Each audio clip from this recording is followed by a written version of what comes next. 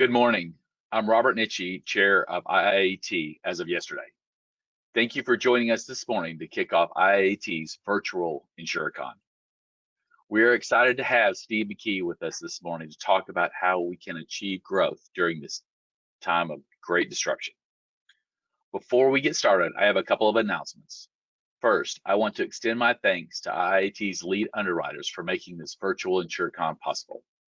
It is because of their generosity that this program is available for free to members. Thank you. Union Standard Insurance Group, Texas Mutual Insurance Company, UFG, Allied Trust, Central Insurance Companies, Service Lloyds, Liberty Mutual Insurance, Safeco Insurance, Imperial PFS, Travelers, State Auto Insurance Companies, Nationwide, Swiss Re, and IIAT Advantage at E&O and Markets. During these past months, IIAT's governmental affairs team has been in close contact with state legislators and the Big I to advocate for independence agents on issues arising from COVID-19. Legislators and policymakers continually consider changing how our industry is regulated.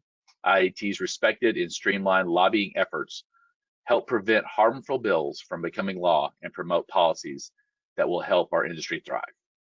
I urge you to assist IIAT in its legislative efforts by contributing to Impact IIAT's Political Action Committee.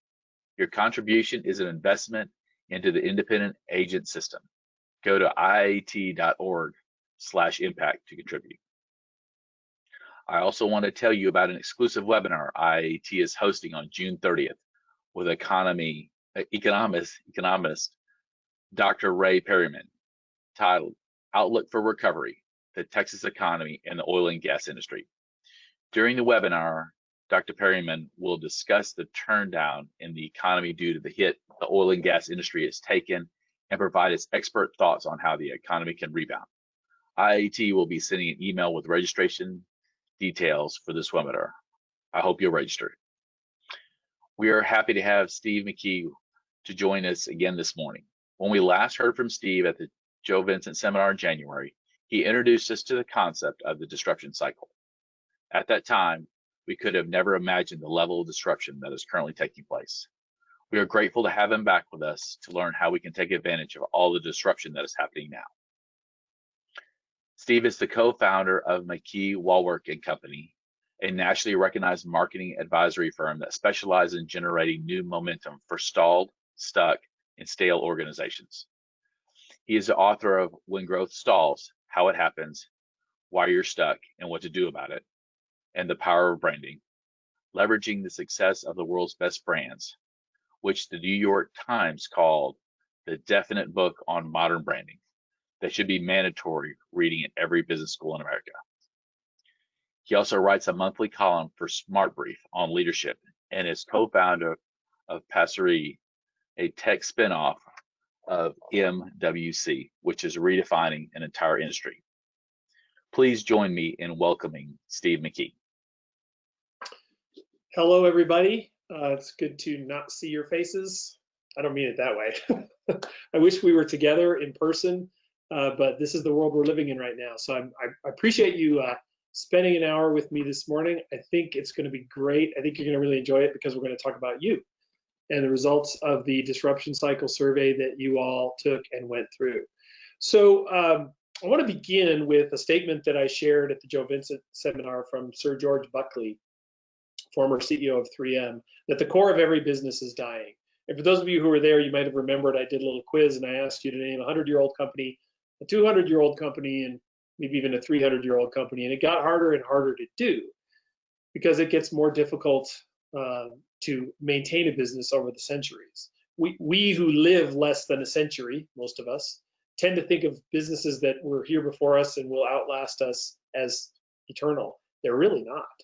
The core of every business is dying, and it's really up to the management team to figure out how to manage that. And my personal belief, the belief at McKee Walwork & Company, we share with Professor Rummold here, who said that the most important element of a strategy is not the plan itself. Obviously, that's vital. But it's really first understanding what he says, a coherent viewpoint about the forces at work. if your viewpoint is off even by a few degrees, it's likely that your plan will be off, and you could end up, adrift somewhere or in some other ocean that you didn't even intend to be in. So it's really important to develop a coherent viewpoint about the forces at work. And there's no better example of this than the recent the COVID shutdowns all across the country, where different governors and different public health departments are making different decisions based on different data and different models. Who knows? There's a lot of economic destruction that's probably been unnecessary. We don't know exactly where that is or how that went about, but we're all going to suffer the effects of that because we just don't yet have a scientifically coherent viewpoint about the virus, if you want to put it that way. And we're feeling it. Well, the same thing is true in business, that we need a coherent viewpoint about what's going on, and that's what really led us to the disruption cycle and this thinking. Now, my company's been doing some pretty interesting research on growth and its hindrances for the last 15 or 18 years. This is our latest wave of it, and we're really excited about it. And what got us so excited about it when we began the disruption cycle research a couple of years ago was how well it seemed to explain what's going on. It doesn't necessarily tell you what to do, but it really does present a coherent viewpoint about the forces at work. Now, we didn't invent the business cycle. We named it with these catchy terms, but we didn't invent it. It already exists. But the way to think about the disruption cycle is, you're all familiar with the innovation curve here, where products and services and industries move from innovators to early adopters to the early majority, the late majority, and laggards. That's the customer journey through an industry cycle. The corporate journey lays on top of that and sort of mirrors it. So at the beginning, with innovators and early adopters, companies get into acceleration mode, companies and or industries. Then as the early majority begins to adopt it, you're maturing as an organization. Comes to the late majority, that the market is not, there's not so much to reap and there's a lot of competition, so you enter saturation phase.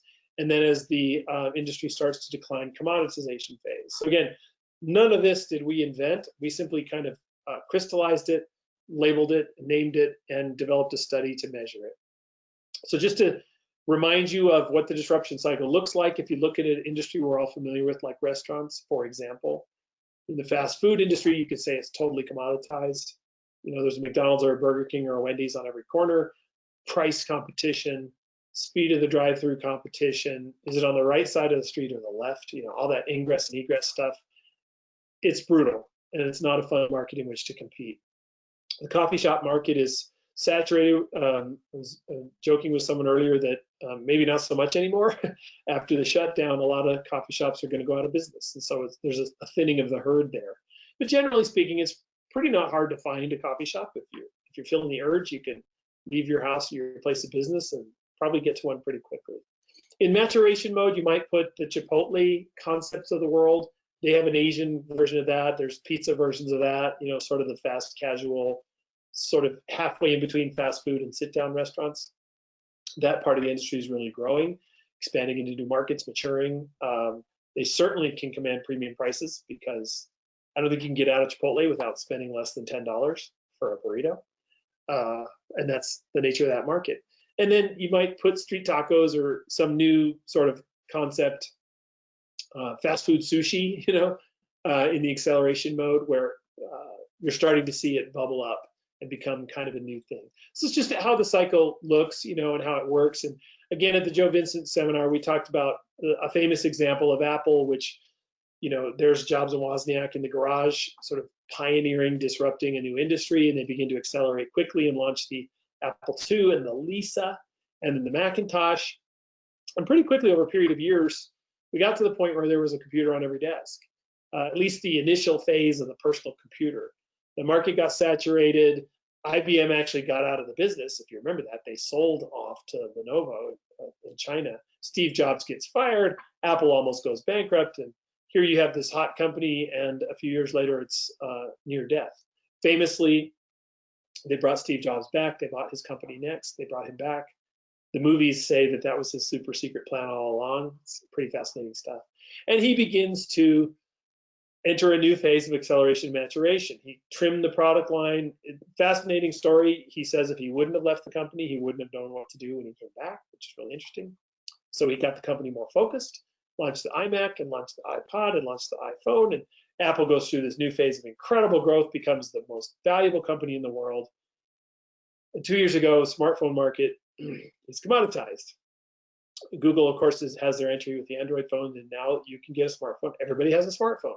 So this magnificent piece of new technology penetrates the market so rapidly. And Apple starts having big company problems. Its founder, of course, passes away, starts getting accused of bad business behavior, builds its corporate headquarters, which is a whole other conversation, but there is data to suggest that when a company builds its Taj Mahal corporate headquarters, it is the beginning of the end. And there's reasons for that. We can talk about that if you want later. So Apple has problems. And then again, famously, last year, maybe a year and a half ago, I don't remember, I'm losing track of time, they announced their intentions to become a services company and make their money from subscriptions, and the early results of that are good. The thing I like to underscore about this is that this is a very visible company that is easy to throw rocks at, and I don't really want to do that. 45 years old, between 45 and 50 years old, they've already been through a full cycle twice. That's incredible. The pace of change in that industry is incredible. And there are tech companies that are even in faster cycles than Apple. I mean, you can live and die within a decade in that industry. So it's fun not to be in the tech industry because we don't have to deal with change that happens that quickly. But they do have an advantage in that there's no denying it, right? They can feel the wind as the cycle turns.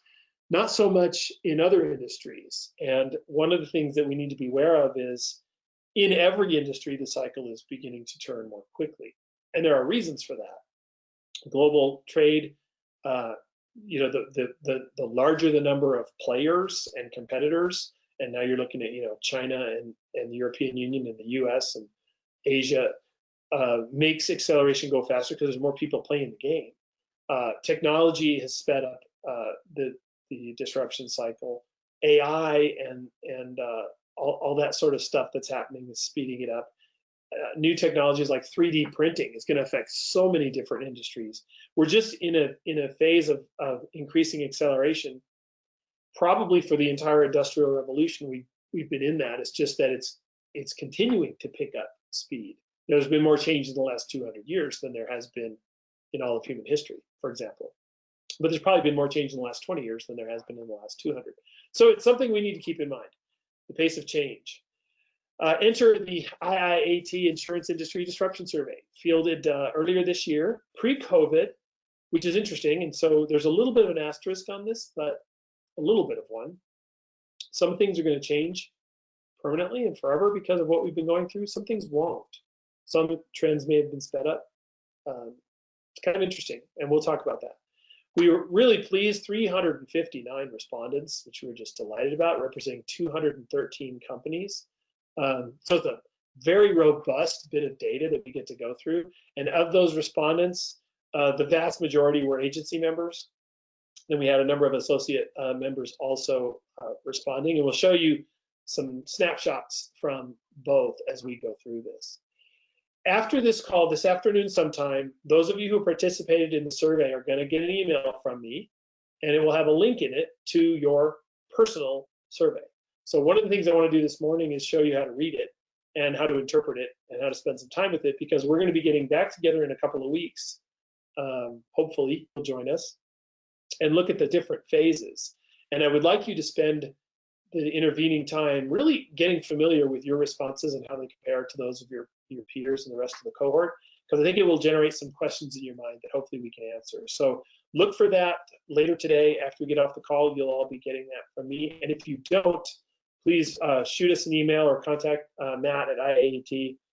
Matt, I promise not to overwhelm you. I think we got it all figured out. Everybody should be getting theirs. When you do get it, the first thing you're going to see is a sort of an index or a key on how to read it. And this is what it looks like. Now, I have to explain, if you were the only person in your company that answered the survey, you're only going to see a 2-pie chart. If multiple people within your company answered it, you're going to see a 3-pie chart. That's because you have the individual answers on the left, the company average in the middle, and the cohort average on the right. So the individual is always one color because you can just give one answer. Company is an average of the individuals within the company, and then the agency or the associate members, and they're different for the two cohorts, is an average of everybody that falls into that. That's pretty easy to understand. The one thing I really want to point out is how we chose to work with color.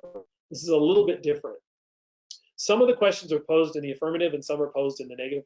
Some questions, when you answer agree, it's a good thing. And some questions, when you answer agree, it's not a good thing.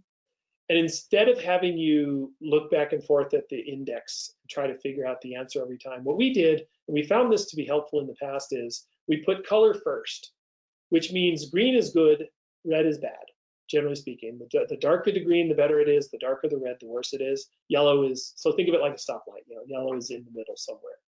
The reason we like doing this is because at a glance, when you look at a question, you can just tell if you're in good shape or not. If the answers are green, you're probably in good shape. And then you're free to go in and think about why. If the answers are red, you're not so much. So if you only had 5 minutes to go through your report, for example, what I would suggest you do is just flip through it like a comic book almost and look for greens and reds, especially look for reds, because those are like, okay, we need to pay attention to this. So color is your first indicator. It says that over on the right. It does switch back and forth, and that can be a little confusing, but once you get used to it, it's pretty much not a problem. So what I'd like to do, I want to highlight just a handful of overall results in the pie charts. I don't want to spend a lot of time on them because you have them in your reports and you'll be able to look at them in quite depth. And then I want to look at the trends, which are fascinating. And you all, congratulations, have reinforced the disruption cycle theory, because you're going to see in a few minutes how predictive it really is. But first, a handful of questions, and this one I always like to pull, and I want to share it with you because it's good news. The question is, I'm more bullish on our future than I was a year ago. See the associate members on the left there and the agency members on the right. Green is good. So generally speaking, a majority of you are more bullish than you were a year ago. Now, the joke, of course, is that was pre-virus. You may have changed your answer. But if you did, it's probably a short-term change because we might be in for a recession, and we all sort of are buckling our seatbelts for that. In terms of the fundamentals of business, unlike the Great Recession of 2008, 2009, whatever we're going to be dealing with for the rest of this year, it's sort of an artificial recession caused by a weird medical thing, right? It's not fundamentals of the economy. Now, the government is doing some pretty significant borrowing and the policy that's gonna affect the economy, and we can debate about that all day long. So we have to be wary of that. Remember that coherent viewpoint about the forces at work. But generally speaking, good news here that you all, for the most part, are more bullish on the future than you were a year ago. Certainly on the associate members there's a quarter of you that say no, not so much, and on the agency members, maybe a fifth. So that's just an interesting survey. This is stunning to me. Not surprising stunning, but stunning in its ramifications. We are constantly battling price pressure. I went back, and forgive me for looking away, but I'm looking at my notes. I went back and looked at our original disruption cycle research that we did economy-wide. Now, this was in 2018, which might as well have been a century ago. But in 2018, we did the first survey of the economy at large. Things were pretty good in the economy. I'll show you those numbers in a moment. But on this question, 52% of American companies answered in the affirmative, 52%. Y'all are at 87 and 76%. So as an industry, the price pressure is much higher than average across America. And same sort of a trend here. We're funding our marketing plans sufficiently. Now, it's not as stark there, but you can see that a pretty good percentage of you are not. And of those who are, in the overall survey, 53% of American companies said that they were. And we're at 47 and 38. Those two things go together. Constantly battling price pressure, it's harder to fund your marketing plan, right? Because your margins are getting squeezed. Flip side is, the less you're funding your marketing plan, the more likely you are to be seen as undifferentiated, and you'll be battling price pressure. So those two things move together. They move up together and they move down together, and it's just something I want to point out. We can talk more about that when we get into the specific strategies based on the specific phases in a couple of weeks, but that's something I want to point out, and those things really jumped out at me in this survey. Also, our company's embarking on uncharted territory. This is about average with the America writ large, and I think that it has to do with sort of more sweeping kind of effects of the disruption cycle. So in this case, red is bad, not because it's a bad thing, but because it's a challenging thing. That when you're embarking on uncharted territory, it's uncharted territory. So it's easy to fall into a crevasse or run into rough water. So it's just something that we want to be familiar with and aware of. And then, on the associate side, you can see, comparing to the agency side, that's a whole arena I'd love to dive into, because you do have different business models, your different facets of the business, and so you're going to have different reactions to this. But pretty significant chunk on both sides are convinced that you need a new business model. And even the 20 and the 27% there that are ambivalent about it or neutral or don't know, that counts. So we are in the winds of change, and this is something that we need to be paying attention to. You want to be able to say we embrace change. So it's interesting, because some of you are associate members, some of you are agency members, and you're probably looking, and agency members are like, yeah, we embrace change. Associate members are like, wait a minute, we need to embrace change more. That's the kind of thing you want to get out of looking at your report. Is you want to be, now today we're comparing the two cohorts. In your report, you're going to be comparing your organization to your cohort. So it's associate member companies to associate members at large, and same side on the agency side. What you want to be doing is saying, what does the overall cohort pie chart breakdown mean? That what is that, 73% of agency members say we embrace change. That's a pretty good sign. Hopefully it's true. It's a pretty good sign. If you add 12% to that, it's a pretty small number that doesn't embrace change. That's good. And then if your individual company is below that, you might want to look at your individual company culture and say, why would we be below that? Are we just more pessimistic? Do we embrace change less? The answers are not obvious. I don't have the answers. The whole point of doing this study is for you to ask the questions of yourself. So this is a way of setting you up to say, here's how we compare to our cohort, and then simply ask the question, why? We'll get a little bit more into that as we get through this, but that's the reason we do this. We did ask everybody what one word sums up your biggest business challenge. I don't want to spend a ton of time on this. These word clouds are kind of fun to look through. They will be in your report. But you can see the things that kind of rise to the top. On the left side, technology and competition and pricing, and okay, that makes sense. On the right side, time, competition, you see technology, pricing there, retention. If you spend any time probing this, I know it's kind of small on your screen, but in your report, you'll see it. Like there's a lot of things that are, you've got employee, talent, retention, people, staffing. It's a word cloud. So those words are counted separate, but they all kind of refer to the same thing. So you want to pay attention to that. It's just kind of interesting to see. In my take on these is they are reflective of where you all are in.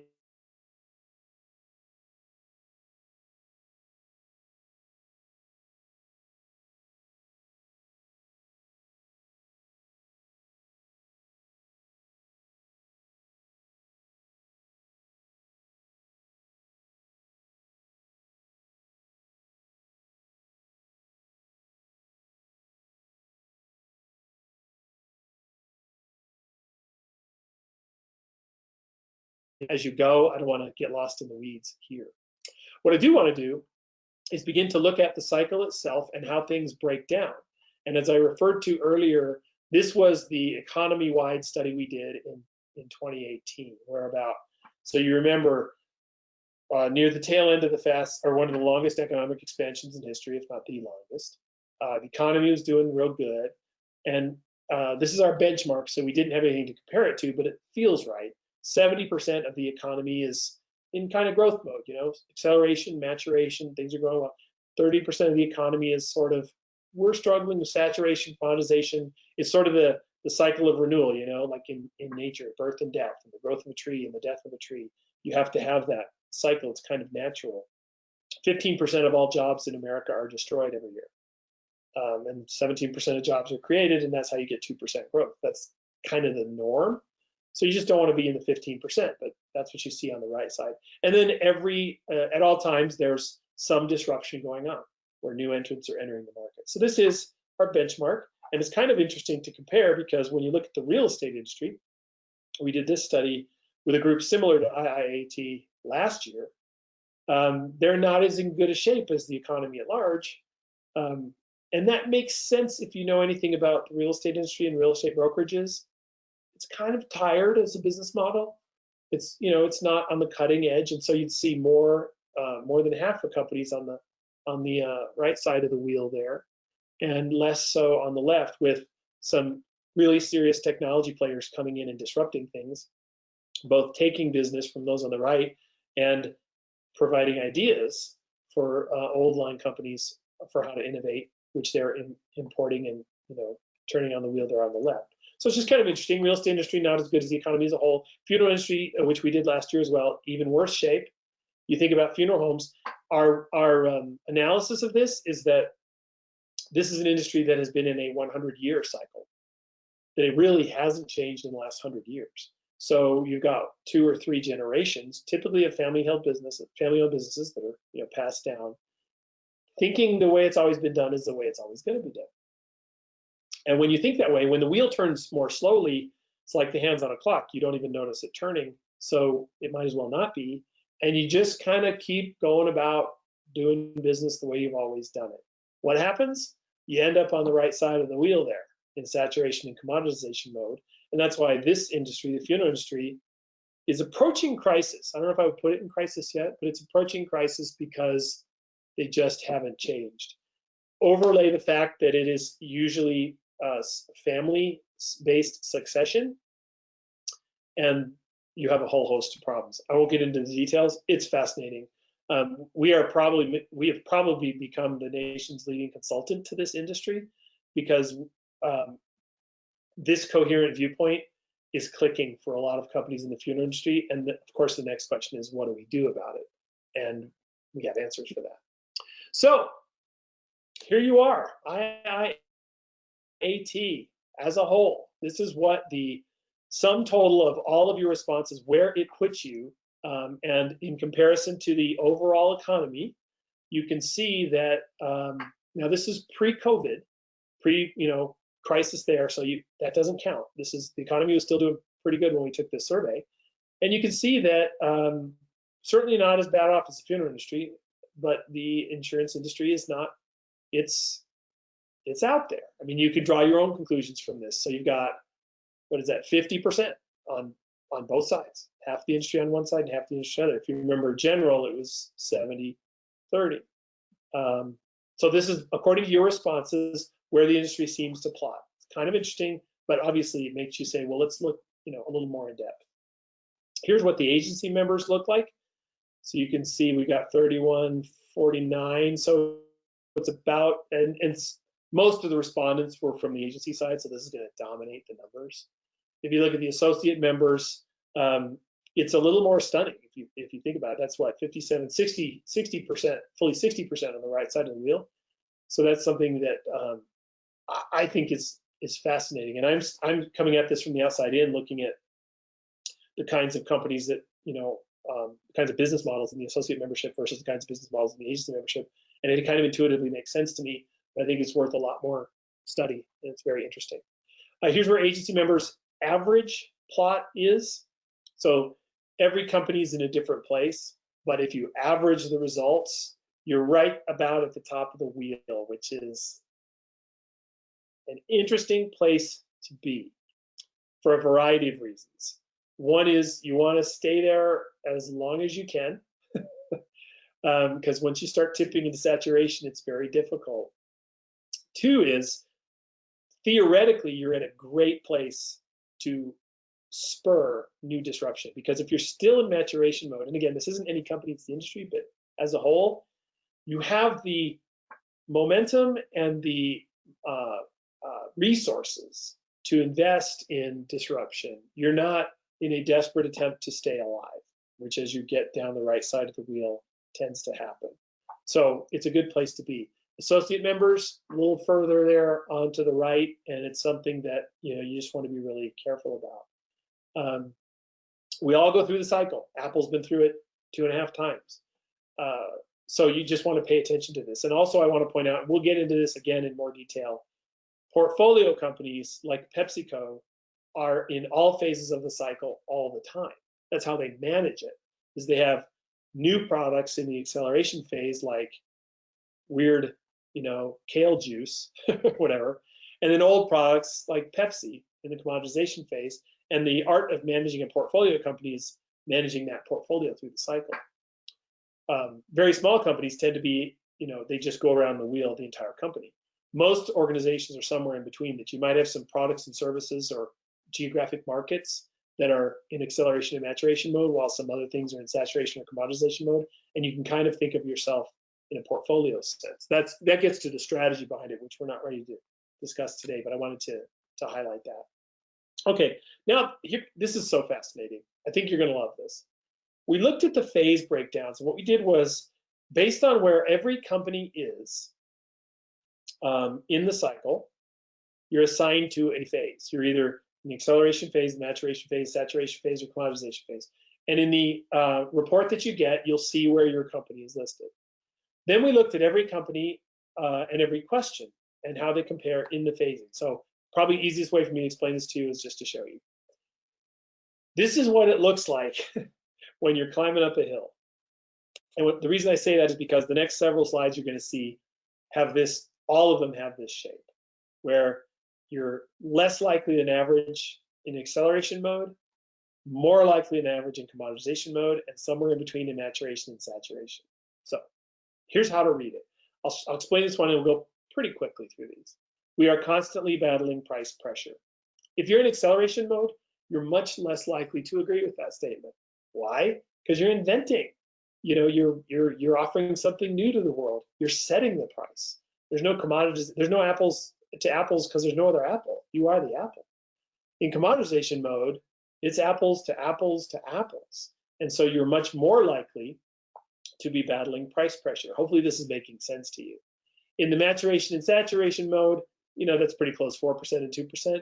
You're a little bit more likely to be battling price pressure because, now we would expect saturation to be higher than maturation here, but within the margin of error on a study like this. And so this is the uphill climb, is the more you're battling price pressure, the more it's indicating that you're headed towards commoditization. Flip side is also true. The more your industry is heading towards commoditization, the more you're going to be battling price pressure. Remember the pie chart I showed you a few minutes ago? Alarm bells going off. When you're constantly battling price pressure, that's a huge alarm bell that the industry is being commoditized. Might take a year, it might take a decade, might take a career, but it's happening, and you have to be careful about it. Similarly, margins are tighter than they were a year ago. You would totally expect this, because if we're battling price pressure, margins are going to be tighter than they were a year ago. Less so with acceleration. There you see the trend: maturation, saturation, and commoditization. Hopefully this is making sense. We're trying to be all things to all people. In acceleration mode, you're not. Typically, companies are very focused. And even in maturation mode, that makes total sense, because you're bringing, if you're Chipotle expanding to new markets, you're not trying to be all things to all people. You're trying to be your one thing to all people. So you're less likely to say that. But if you're in commoditization mode and you're chasing business, you're chasing revenue, this tends to show up. And again, what I find so fascinating about this is your data. These are your responses, and they totally square with what we might predict for companies in these modes. The marketplace has changed and we don't know our place in it. Perfect slope of that line there based on what you would expect accordingly. So I'm going to go through these. There's a lot of these, so I'm going to kind of go through them quickly. I might pause on some more than others, but you'll see them. I'm not sure what we stand for. This one's kind of interesting. The lowest is in maturation, and that there's a reason for that. Companies in acceleration mode sometimes aren't sure what they stand for because they're figuring it out. They've got something new and they don't know how to position it. They don't quite know how to describe it. It's working, but they don't really know. But by the time you get to maturation, one of the reasons you're in maturation is because we know what we stand for and we're bringing it to the world. And that's why that's so low. You start to get saturated and commoditized, you start to drift, and you see the results. We're more opportunistic than strategic. Classic, again.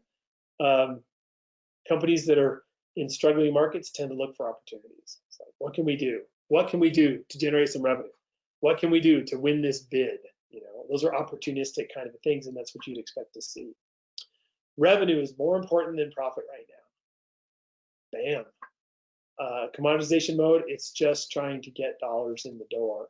In maturation mode, that's when you're making money. That's when you need to make money. And so the revenue is kind of coming in almost by definition because you're maturing, you're expanding. And so you really want to focus on profit. Speed is more important than quality right now. Similar sort of a thing.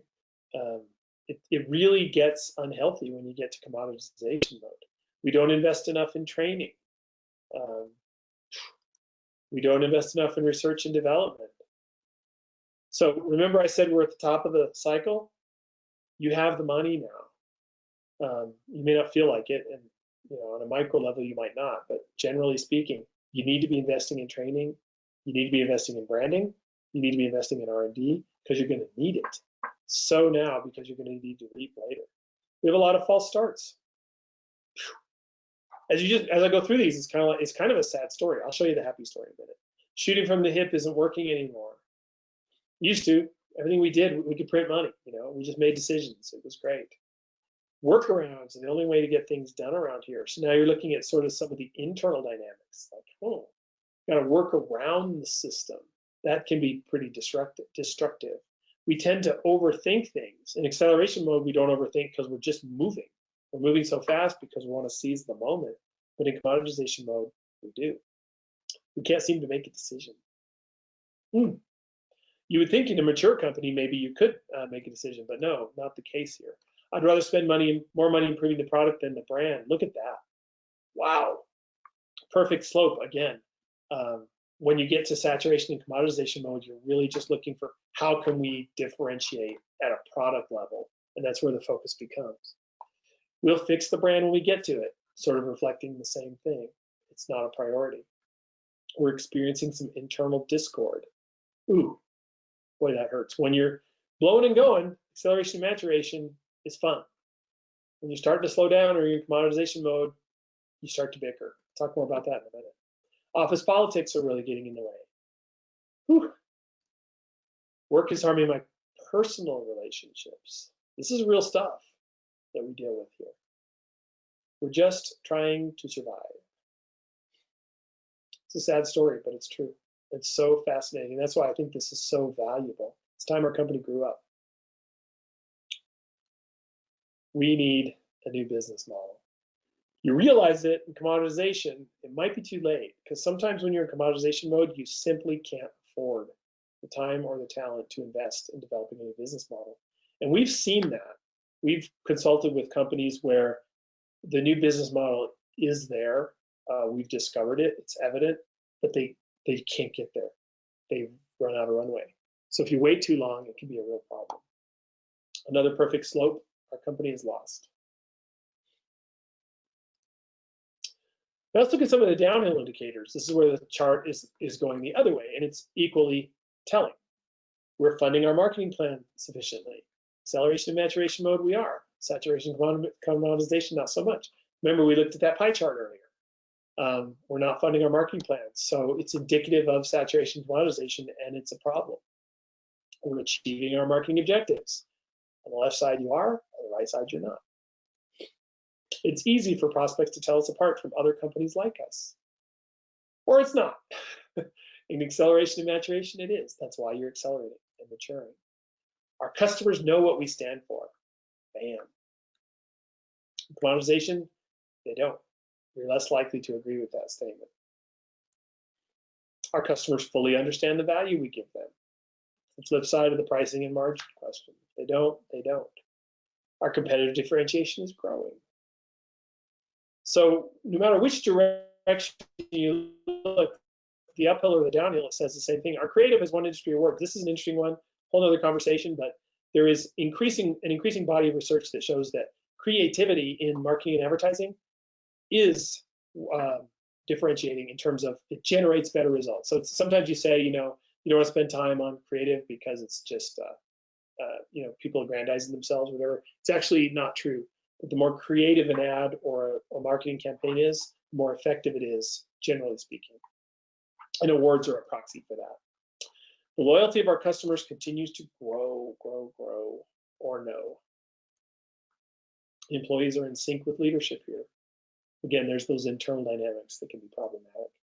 We're fully aligned on strategy, internal dynamics. We operate like a well-oiled machine, or we don't. We have clearly defined marketing objectives. This gets into the discipline and the professionalism of running the company. We're achieving our goals with increasing efficiency. There's another perfect slope that you see, which is kind of interesting because you would think in saturation and commoditization mode, you would be focused on efficiency. Perhaps you are, you're just not achieving your goals. We're willing to take creative risks. Boom. Why is maturation low there? You've figured a formula out.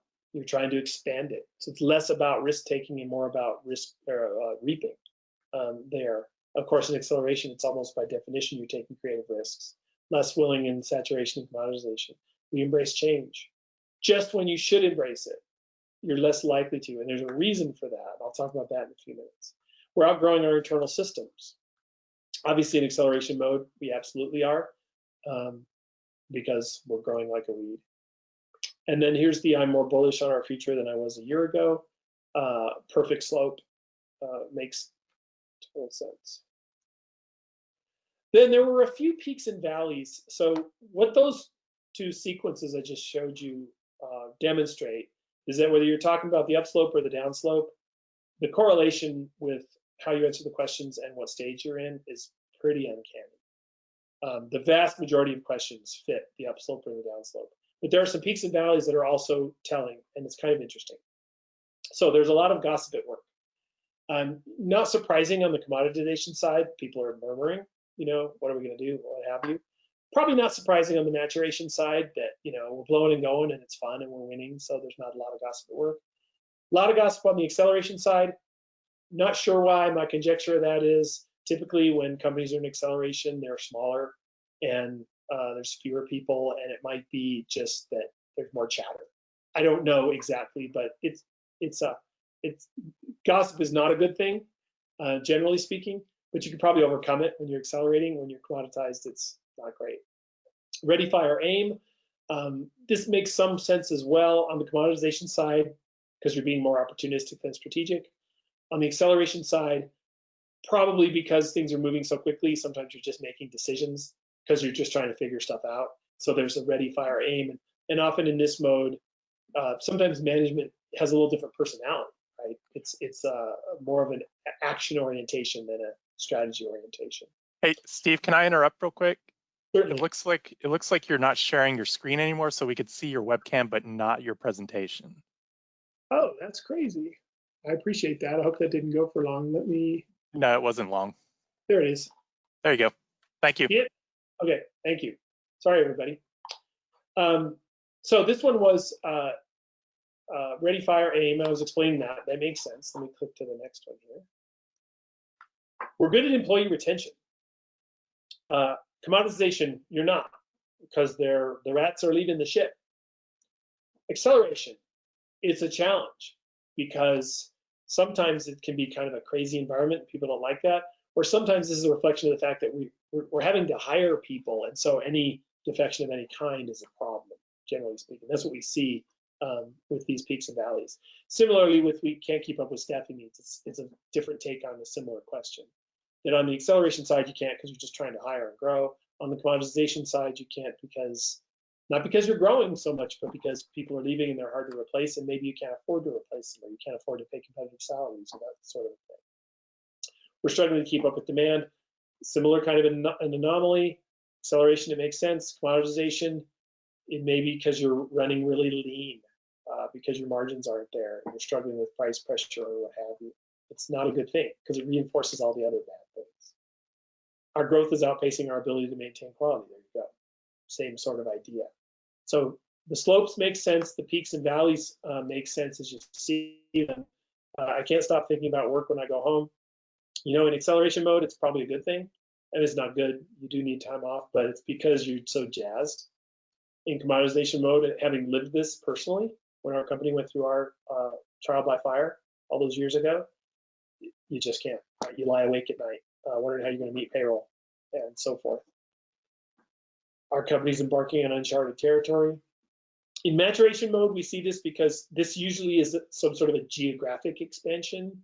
or maybe a new product line. And that in that sense, it's uncharted, but it's positive. Commoditization is more like, how are we going to survive the wilderness here? And then I want to get into search and rescue, because this gets into the fascinating internal dynamics of the team. And so if the metaphor has been, the climb, it's hard going uphill, downhill. Search and rescue is, how well equipped is your team to survive? And that gets to the internal dynamics. These are indicators of challenges. When we're going through an acquisition, or we'll soon go through, and you can see, really not surprising that in acceleration and maturation mode, it's probably not so much on the table. Saturation mode, companies haven't gotten there yet. Commoditization mode, this question and merger tend to come up. And we want to be really careful here. So again, this is a truism generally writ large. A lot of M&A activity is a response to generate top-line revenue, activity, conversation, confidence in a commoditizing, saturated market. So many of the M&A activity, so much of the M&A activity we've seen is a chase for efficiency. We're going to combine our operations and save money on the back end, which is a short-term strategy, or a chase for top-line growth, that we have a hard time generating organic growth, so we're going to merge. And there's a lot of, this is a whole seminar all by itself. There's a lot of conversations. You can talk yourself into it because we're going to have all these synergies. And sometimes that's the case. Generally speaking, our opinion on M&A is, if you're a big company that acquires a little company because you want their technology or something, that's probably healthy because you can subsume them into the operation and move forward. Just vacuum them up. If you're a merger of equals, be careful. Or if you're trying to acquire somebody to generate growth or to fix your margin problems, be careful. That's what we see with these questions. And then leadership succession. This is not succession is not a bad thing. Succession is a necessary thing, and it's a good thing. But when the wheel of somebody's career, when the cycle of somebody's career aligns with the disruption cycle of the company or the industry, you got a problem. Because just as the current management team is getting tired, physically, emotionally, intellectually, however, the business model is getting tired. If that's the case, the succession plan isn't going to work. You have to have a reinvigorated business model in order for a succession plan to work. We do a lot of consulting in this arena. We're going through it ourselves. That's why when you see we're about to go through succession and we're very commoditized, the alarm bell should go off in your head. So if in your individual report you are on the right side of the wheel, saturation or commoditization, and you're going through succession or looking at succession, that's something we want to talk about, because there are some things we can tell you to watch out for. It's not impossible to navigate. It's actually quite possible to navigate, but you have to know what you're looking for. So survival skills. Here's where your team comes in. We talk about the internal dynamics, and this is what When Growth Stalls, my first book, was written about, that all companies have 4 major internal dynamics, that when they're going well, things are going well, and when they're not, they're not. So if you have alignment among the management team, even all the way up and down the staff, it's a good thing. If you have a lack of consensus or a lack of alignment, it's a problem, and it's an insidious problem because sometimes you don't recognize it. If you have focus, you're going to be doing well in the marketplace. If you lose your focus, you're going to have a problem. If you go to market aggressively with your messaging, with your spending, if you're aggressive on your training, R&D, marketing spending, that's a good thing for growth. If you lose your nerve, maybe because of virus, shut down the economy, that's not going to be helpful to your business. It's understandable, but it's not helpful to your business. And then if you're consistent, so much of life is showing up. If you're inconsistent, looking for silver bullet solutions, you're going to have a problem. This is a huge part of our consulting practice, where it's hard to stay on the right in the green. It takes everything that you have, all your management skills and your emotional intelligence. It's easy to fall into the left, into the red. And that's why one of the things we want to understand is where we are in that. So generally speaking, this is what the profile, not your profile, but the general profile looks like, that companies on the left side of the wheel in acceleration and maturation mode are firing on all cylinders on those 4 factors. They're green. You can sort of see the little thermometers there. They're not perfect. No company ever is. But generally speaking, their internal culture, their survival skills are good. When you get into saturation, you start to see them screech to a halt. And the first one that usually tips is lack of consensus. People start to question each other. And if you let that go in, you get into Lord of the Flies territory in commoditization mode, where one of the reasons companies often can't get out is because the internal dynamics become so toxic that it doesn't allow you to really look at the external marketplace. And that's important because on the left side of the wheel, when you ask companies about their primary concerns and what they're looking for in their marketplace, they tend to be market focused, like competition and technology and training and innovation and even regulations and those sorts of stuff. On the right side, when you're in the struggling, companies tend to focus on their own navels. They're looking at their leadership and staff retention and pricing, of course, trying to deal with that, nepotism and those sorts of things. So if you're increasingly preoccupied with internal dynamics, that's not a good sign. But if you recognize it, then that is a good sign because you can do something about it. And there's a lot you can do about it. So if we look at the 4 graphs overall, some weird font work there, I apologize for that, but you can see, generally speaking, you're healthy. So if I point the thermometer at your head to take your temperature, you're going to be allowed in, because on both the agency and the associate side, it's green. I wouldn't be cocky about it because it's not really green. And it's really interesting because it kind of reflects the fact that you're at the top there of the cycle. This is what we would expect to see. And again, this is an average of everybody. In your individual report, you're going to get a look at your individual company. So it's going to be really fascinating. But if you look at the phases of the cycle, these are your numbers. It's so fascinating because agency and associates, both those that are in acceleration mode, it's green and it's looking good and it's in pretty good shape. Maturation mode, it's still green, looking good. You can see it, they've moved a little bit, but you're still in pretty good shape. Saturation mode, so associates are a little further towards it than agency, and look what's happening. The internal dynamics start to look less and less healthy. And for those of you in commoditization mode, we have a problem. Houston, we have a problem.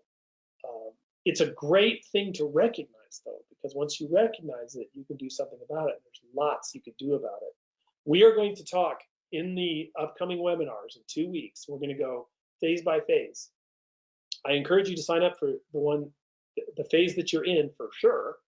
I encourage you to sign up for all 4 because you can learn a lot. And we're going to examine this and we're going to talk about what this means and how to go around it and get about it. So I've just thrown a ton of stuff at you. Sir George Buckley said the core of every business is dying, and he goes on to say that it's the old heart of the business. So the key is that you have to balance what you do every day, the core, with what you're going to do every day, next year, next decade, with the new. And it's an art. That's the art of management is getting that balance right. 70, 80, 90% of your business is going to be taking care of the core, no question. But if 5 or 10 or 15 or 20% of your business is not innovation, you're probably going to run into a problem. Creative destruction is a fact of life in our economy. I mentioned earlier, 15% of jobs are destroyed every year. That's what economists say. It's good for the economy as a whole. It keeps it clean. It keeps it fresh. It's like leaves dying and fertilizing the ground. It's good for us as consumers because, we get continually lower prices on continually better stuff. But for those 15%, it's not good because they get destroyed. So the thing we need to do is have the proper mindset of recognizing that creative destruction is a fact of life. We are going to embark upon creative disruption of our own industry, of our own company, because we only have one choice. It's either to be a victim of creative destruction or to be an agent of change, which will lead to creation. And that has to be a part of our makeup, or else, we're not going to make it long term. So we have a couple minutes left. The last thing I want to do is explain to you what I suggest you do over the next 2 weeks. You're going to get an email, as I said, there'll be a link to your survey. You can download your survey. It'll show all the pie charts, and you'll be able to compare yourself. As I said, this is what the page might look at. As you look at the pie chart pages, I suggest you ask 3 questions. What does this mean? So why does it look like it does? Is it all red? Is it all green? for the cohort. Why, and does it make sense? Yeah, it makes sense that we're all struggling with pricing. Yeah, it makes sense. What does this mean? Some of them will be easy to answer, some of them won't be. You're like, I'm not sure. I want to think about it. Second question is, well, are we better off or worse off than our cohort? That'll be evident right there. And the most important question is why? Why are we better off on the pricing question? Why are we better off on the internal dynamics or worse off than our cohort? You probably won't have definitive answers. Some of them you might. You say, oh, I know why. Here's why. But just by asking the question, it's a healthy thing to do. Do it. Ask the question of yourself. I would encourage you to ask it of your team as well, especially if multiple people have taken the survey. You can share each other's results, and that can be fascinating. So for the bulk of the 50 or 51 questions that are pie charts, ask these questions of them. Write notes in it. Do whatever you can. When you get to your 4-factor graphs, you want to say what's going on here. Are we healthy? Are we not healthy? Are we green? Are we red? Are we a lot green? Are we a lot red? What is going on? Why? How do we compare to the cohort? And just what's going on. If we scored badly on alignment or focus or nerve, why? Ask yourself the question why, and you begin to be able to conjecture on some of those things. And then when you look at where you're plotted on the cycle, the question is, why are we here? How do we get here? And where are we going? So you're going to be listed in one of the 4 phases based on your responses. So this isn't perfect, but it sure is pretty accurate based on everything we've looked at. Why are we here? How do we get here? Where are we going? If you can do that homework over the next couple of weeks, then if you show up to our Disrupting Disruption webinars, you'll be a lot better equipped to interpret that which we talk about. So we're going to focus on each of the phases, one at a time. I'm really looking forward to it. And again, I'm not going to give you the answers because only you can decide that for your company. But I'm going to share with you a lot of things to think about based on what phase you're in at this stage. So I know we just went over a lot. Looks like we're just about right on time. We got a couple minutes left. I so appreciate the ability to work with you all on this. It's been fun and fascinating and challenging and stimulating. And I think there's a lot more to come. And hopefully you will agree. Once you have a chance to dive into your survey, we have a lot more learning to do and a lot more disruption to create ourselves. That's a wrap. Whomever, I don't know who I should turn it back over to. Hey, Steve, that was a great presentation with lots of great information. Hey, while the presentation was going on, it got me thinking, would you be willing to help us gather some data post, since that was pre-virus? Would you help us gather some data post-virus that we might be able to see what the differences are? We could certainly look at that. I mean, I'd be delighted to. We are, there's another organization we're working with on a big segmentation study, and their question is, when do we field it? So to your point, your answers today might be different than your answers in 2 weeks or your answers in 2 months. So that's something we would want to talk about because it's such a moving target, right? We're starting to get some clarity, I think, but I don't know. So yeah, I would love to explore that. Yeah, we have Joe Vincent coming up in a couple of months, and that might be a great time to explore that. Might give a couple of the agencies that didn't get to participate also that chance. Thank you, Steve. I also want to thank our IIAT lead underwriters. Just a quick reminder, the recording of this session and all of today's virtual InsureCon sessions will be available on IIAT.org on Monday. Hope you'll join the next session, COVID-19 and workers' compensation with Texas Mutual at 11:30. There's still time to register. Go to IIAT.org/InsureCon and click on the registration button. Thanks. I hope everyone has a great week and finds the programming valuable. Thank you.